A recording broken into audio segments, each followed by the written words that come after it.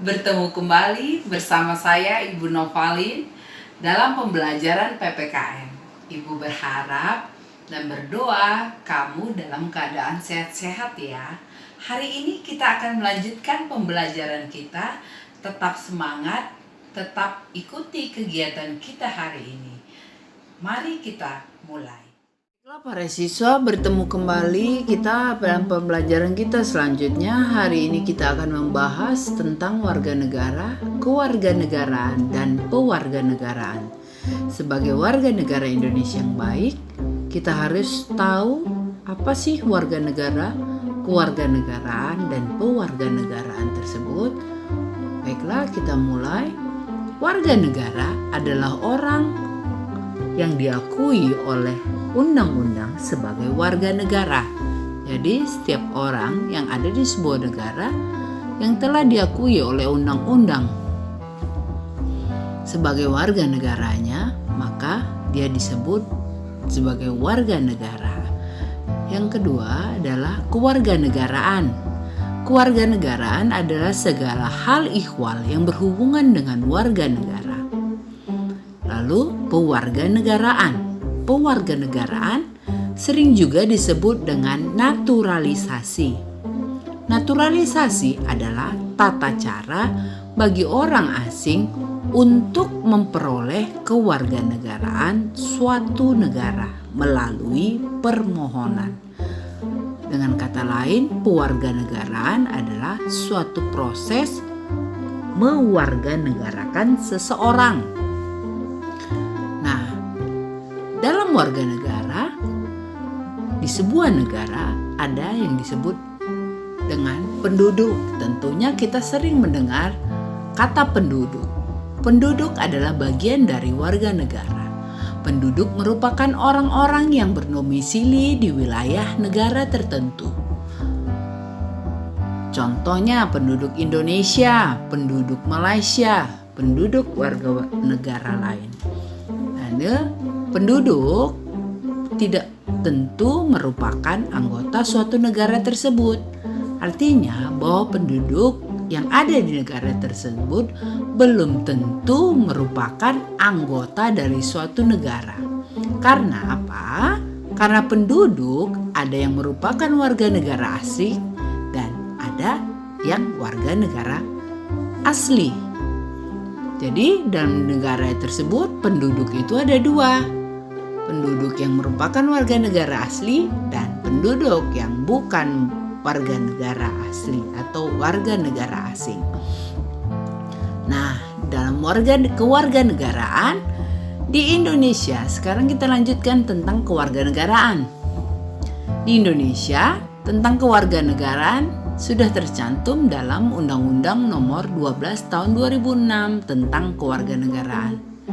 Jadi di dalam undang-undang tersebut dinyatakan ada macam-macam ajas kewarganegaraan menurut undang-undang tersebut. Ini berlaku di Indonesia. Ada 4, yaitu ajas ius soli, ajas ius sanguinis, ajas kewarganegaraan tunggal, dan ajas kewarganegaraan ganda terbatas. Ajas ius sanguinis adalah ajas yang menentukan kewarganegaraan seseorang berdasarkan keturunan. Jadi, seseorang mendapatkan status kewarganegaranya berdasarkan keturunan. Artinya, berdasarkan keturunan dari ayah dan ibunya. Lalu, ajas ius soli. Ajas ius soli adalah ajas yang menentukan kewarganegaraan seseorang berdasarkan tempat kelahirannya. Artinya, di mana seseorang tersebut lahir, maka itu negara tersebutlah menjadi status kewarganegaraannya. Lalu yang selanjutnya ajas kewarganegaraan tunggal. Di Indonesia, ajas inilah yang menentukan bahwa setiap warga negara harus mendapatkan satu kewarganegaraan. Artinya ini yang menentukan satu kewarganegaraan bagi setiap orang. Jadi setiap orang itu hanya memiliki satu kewarganegaraan. Selanjutnya dalam pewarganegaraan tadi sudah kita bahas bahwa pewarganegaraan itu sering disebut dengan naturalisasi. Naturalisasi ada dua jenisnya, yaitu naturalisasi biasa dan naturalisasi istimewa.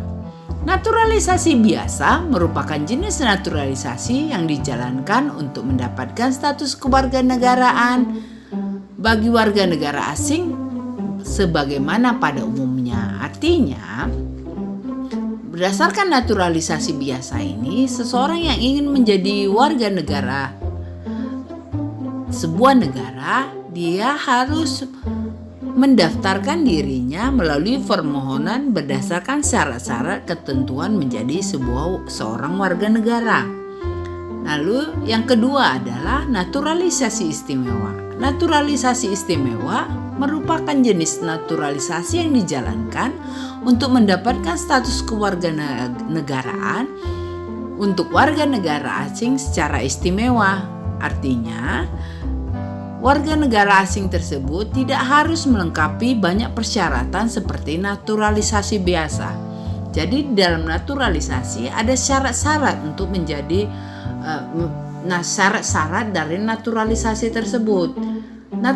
Naturalisasi biasa harus menjalankan syarat-syarat, memenuhi seluruh syarat-syarat yang ada pada naturalisasi tersebut. Sedangkan naturalisasi istimewa tidak harus melengkapi banyak persyaratan seperti naturalisasi biasa. Baiklah, demikianlah pembelajaran kita hari ini.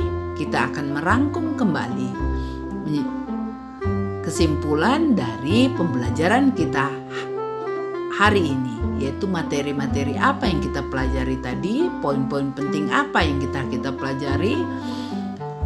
Ada 3 yang telah kita pelajari tentang warga negara, kewarganegaraan, dan pewarganegaraan. Warga negara, kita tadi membahas tentang penduduk dan warga negara. Sedangkan tentang kewarganegaraan, kita tadi membahas tentang ajas-ajas kewarganegaraan sesuai undang-undang. Itu ada ius soli, ius sanguinis, ajas kewarganegaraan tunggal, dan ajas kewarganegaraan ganda terbatas. Sedangkan yang ketiga tadi kita pelajari tentang pewarganegaraan. Dan pewarganegaraan adalah proses mewarganegarakan seseorang menjadi warga negara sebuah negara. Dilakukan dengan 2 jenis, yaitu naturalisasi biasa dan naturalisasi istimewa. Demikianlah pembelajaran kita hari ini. Semoga pembelajaran ini menambah ilmu pengetahuan dan keterampilan bagi semuanya. Demikianlah pembelajaran kita hari ini. Ibu berharap kamu tetap melatih diri dengan mengulang kembali pembelajaran kita agar kamu semakin bisa dalam mengikuti pembelajaran-pembelajaran kita selanjutnya. Jangan lupa tetap semangat, tetap jaga kesehatan. Ibu berdoa kita semua dalam keadaan sehat. Sampai jumpa di lain kesempatan.